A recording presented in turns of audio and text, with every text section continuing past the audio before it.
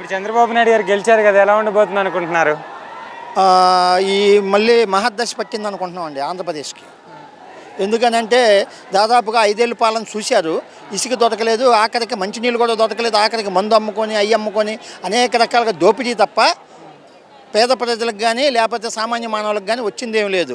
Current బిల్లుల పెంపు, అదేమంటే ఇంటి పన్నుల పెంపు, అదేమంటే ఏ ఒక్కటి కూడా వస్తువు దొరకని పరిస్థితి రాష్ట్రంలో నెలకొంది. అటువంటి పరిస్థితుల నుంచి వాళ్ళ అన్ని రకాల సంక్షేమ కార్యక్రమాలన్నీ కూడా రాష్ట్ర ప్రజలకి ప్రజానికానికి అందే సువర్ణ అవకాశం వచ్చిందని చెప్పి ఈ సందర్భంగా తెలియజేస్తున్నాం. మరి చంద్రబాబు గారు పెట్టిన పథకాలు కానీ ఇచ్చిన హామీలు కానీ నెరవేర్చలేరని చెప్పేసి కొడాలి నాని గారు ఆరోపణలు చేస్తున్నారు కదా, దానిపై మీ అభిప్రాయం ఏంటి అసలు?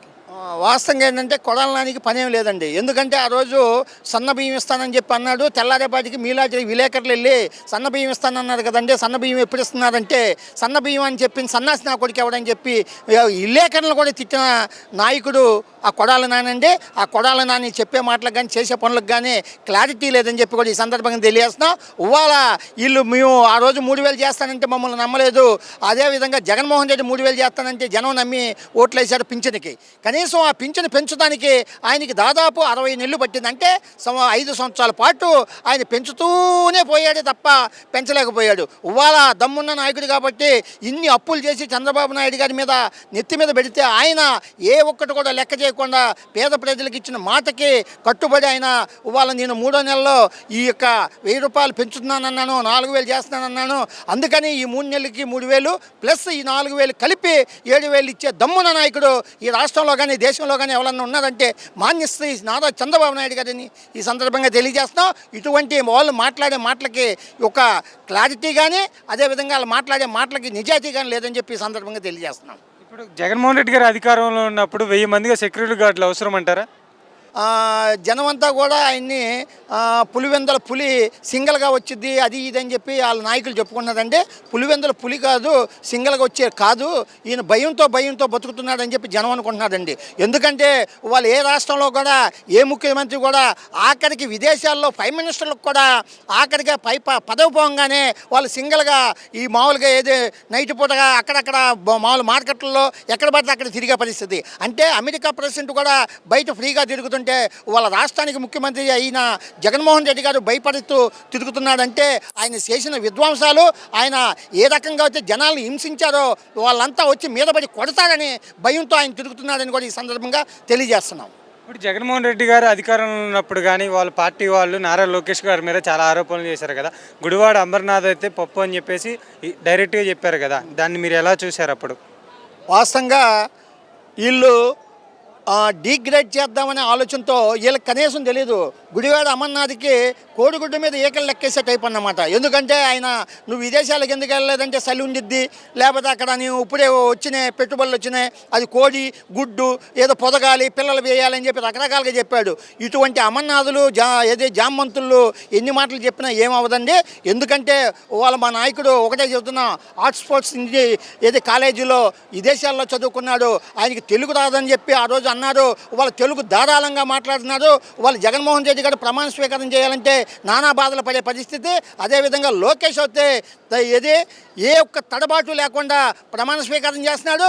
అదే అనర్గళంగా వాళ్ళ స్పీచ్లు ఇస్తుంది నారా లోకేష్ గారు. అదేవిధంగా నువ్వు ముఖ్యమంత్రి అయిన కాంచి పరదాలు కట్టుకొని తిరిగితే వాళ్ళ చంద్రబాబు నాయుడు గారు కానీ అదేవిధంగానే లోకేష్ గారు కానీ వాళ్ళ ప్రజల కోసం మాకు పదవులు వచ్చినాయి, ప్రజలకు సేవ చేస్తానికి మేము ఉన్నామని చెప్పి ఏదైతే తెలుగుదేశం పార్టీ సిద్ధాంతం ఉందో ఆ సిద్ధాంతానికి అనుగుణంగా వాళ్ళ ప్రజా దర్బార్లని పెట్టి ఇక్కడ నారా చంద్రబాబు నాయుడు గారు కానీ అక్కడ లోకేష్ గారు కానీ జనాలు కలుస్తున్నారు.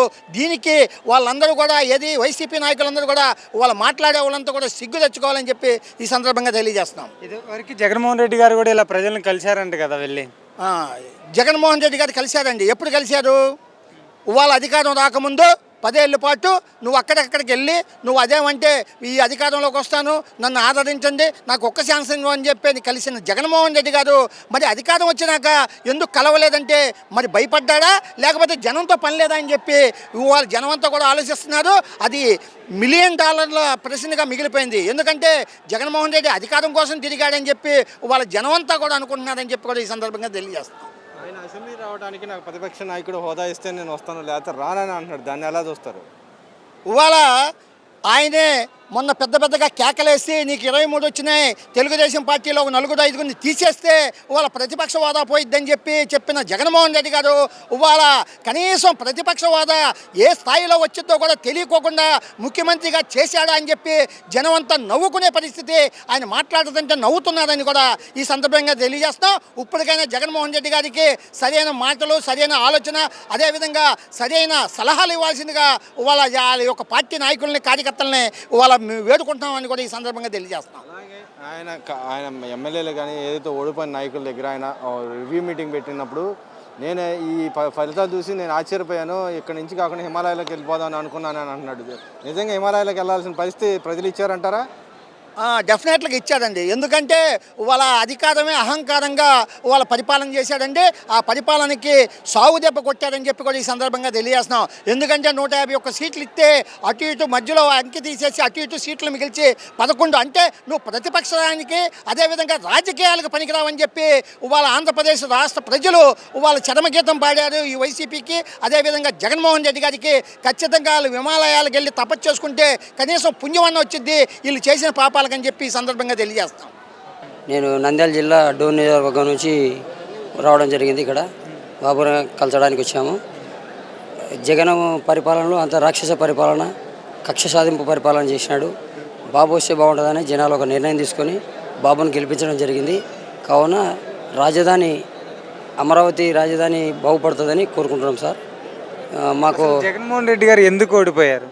జగన్మోహన్ రెడ్డి గారు కక్ష సాధింపు వల్లనే ఓడిపోయినారు సార్. ప్రతి ఒక్కరి మీద కేసులు పెట్టడం, కార్యకర్త కానుంచి పైన లీడర్ వరకు కక్ష సాధింపు వల్లనే ఓడిపోయినారు సార్. ప్రతి ఒక్కరి మీద కేసు అంటే కేసు, కార్యకర్త మీద కేసే, లీడర్ మీద కేసే, ప్రతి ఒక్కరి మీద కేసే సార్. మా బుగ్గన రాజేంద్రనాథ్ రెడ్డి డోను నియోజకవర్గం నుంచి ఏమన్నా మాట్లాడితే కూడా ఊళ్ళో గ్రామాల్లో కేసులు పెడతారు సార్. దానివలన డెవలప్ చేసిన నేను ఓట్లు పడతాయని ప్రచారం కూడా చేయలేదు. కాకపోతే సూర్యప్రకాష్ రెడ్డి మంచి మెజార్టీతో గెలిపించాం సార్. అంతా 40 రోజుల్లో వచ్చి గెలిచాం సార్. ఆయన లాస్ట్లో ఏదైతే అమరావతికి సంబంధించిన కొన్ని పైపులు తీసుకెళ్ళి ఆయన నియోజకవర్గంలో వేద్దాం ట్రై చేశారు. జనాల లాస్ట్ మినిట్లో వచ్చి చేస్తున్న ఆయన వ్యతిరేకించారు కదా, దాన్ని ఎలా చూస్తారు సార్? పైపులు అయితే తెచ్చిండు కానీ అక్కడక్కడ వేసాడు కానీ అవి అయితే పని అయితే వర్క్ అయితే ఏం చేయలే. పైపులు అయితే ఒక వేసిన అమరావతిని తీసుకొచ్చినా అని చెప్పినారు. ఆ వర్క్లు అయితే ఏం చేయలే, ఎక్కడెక్కడ ఆగిపోయినాయి అక్కడే. మరి జగన్మోహన్ రెడ్డి గారు ప్రజలే మోసం చేశారని అంటున్నారు కదా సార్? అదంతా అబద్ధం సార్. ప్రజలేం మోసం లేజలే సార్. ఆయన చేసిన కక్ష సాధింపు వల్లనే ప్రజలు తిరగబడి ఓట్లేసారు సార్. మరి జగన్మోహన్ రెడ్డి గారు ప్రజల డబ్బుతోటి జిల్లాకు ఒక ప్యాలెస్ కట్టారు కదా? కట్టాడు సార్, అది ప్రజల సొమ్ము కదా సార్. ఆడ ప్యాలెస్ కట్టే బదులు అమరావతిలో పెట్టింటే అమరావతి డెవలప్ అవ్వదు సార్. 3 రాజధానులు అన్నాడు. కర్నూలులో డెవలప్ లేదు, వైజాగ్లో డెవలప్ లేదు, ఇక్కడ డెవలప్ లేదు, ఎక్కడ డెవలప్ లేదు సార్. వాళ్ళు ఊకే అనుభవించడానికి, రాజభోగాలు అందించడానికి ఋషికొండ అది ఇదని పెట్టి కట్టుకోవడం తప్ప ప్రజలకు ఏం ఉపయోగపడేది ఏం చేయలేదు సార్. మరి జగన్మోహన్ రెడ్డి గారు సీఎం అధికారంలో ఉన్నప్పుడు 1000 మందిగా సెక్యూరిటీ గార్డులు అవసరం అంటారా? ఏం అవసరం సార్ అంతమంది? ఆయనకేం సార్ ఎవరు అడిగే వాళ్ళు లేరు కాబట్టి ఆయన ఇష్టానుసారంగా చేసినాడు. అందుకే ప్రజలు ఈరోజు ఆయన తిరస్కరించి చంద్రబాబు గారిని సీఎం చేసినారు. మరి చంద్రబాబు గారి ప్రభుత్వం ఎలా ఉండబోతుంది మరి 5 ఏళ్ళు? చంద్రబాబు పరిపాలన స్వచ్ఛందంగా బాగుంటుంది సార్. బాగుంటుందని కోరుకుంటాం సార్ మేము. ఖచ్చితంగా బాగుంటుంది. మరి వైసీపీ ప్రభుత్వంలో అధికారంలో ఎమ్మెల్యేలు కానీ వీళ్ళందరూ నారా లోకేష్ని చాలా ఆరోపణలు చేశారు కదా పప్పు అని, దానిపై మీ అభిప్రాయం ఏంటి? సార్ వాళ్ళు పప్పు అని ఎంత అవలాసి ఎంత మాట్లాడినారో అదే ప్రజలు ఆయనను గెలిపించి ఒక స్థాయిలో తీసుకొచ్చి పెట్టినారు సార్. వాళ్ళు అనడం వల్లనే ఆయనకు ఇంకా ఇమేజ్ పెరిగింది సార్. కొడాలి నాని చంద్రబాబు గారిని అంత వయసు ఆయన్ని ఆరోపణలు చేయడం కరెక్ట్ అంటారా? పెద్ద ఆయన కదా సార్, మాట్లాడడం తప్పుగా సార్. అది అసెంబ్లీ అంటే ఏం సార్, దేవాలయం లాంటిది. అటువంటి దాంట్లో అంత పెద్ద కనీసం వయసు కన్నా విలువేయాలి కదా సార్. వయసుకు కూడా విలువకుండా ఒరే తరే నా కొడక లంచే కొడక ఏం మాటలు సార్ అది? ప్రజలేం తిక్కులో సార్ చూస్తున్నారు ఏం మాట్లాడుతున్నారు. 5 ఏళ్ళు ఓపిక పట్టినారు, అవకాశం వచ్చేసింది, బటన్ నొక్కేసినారు అంతే సార్. మరి చంద్రబాబు నాయుడు గారు చెప్పినట్లనే 1వ తారీఖు అందరికీ పెన్షన్లు ఇవ్వమని చెప్పారు కదా, ఎలా అనిపిస్తుంది మరి మీకు? ఇస్తాడని మాకు నమ్మకం ఉంది సార్. ఖచ్చితంగా ఇస్తాడని నమ్మకం ఉంది సార్. వాళ్ళు చెప్పిన పథకాలు కానీ ఇచ్చిన హామీలు కానీ నెరవేరుస్తారని నమ్ముతున్నారా? ఖచ్చితంగా నెరవేరుస్తాడని నమ్మకం ఉంది సార్.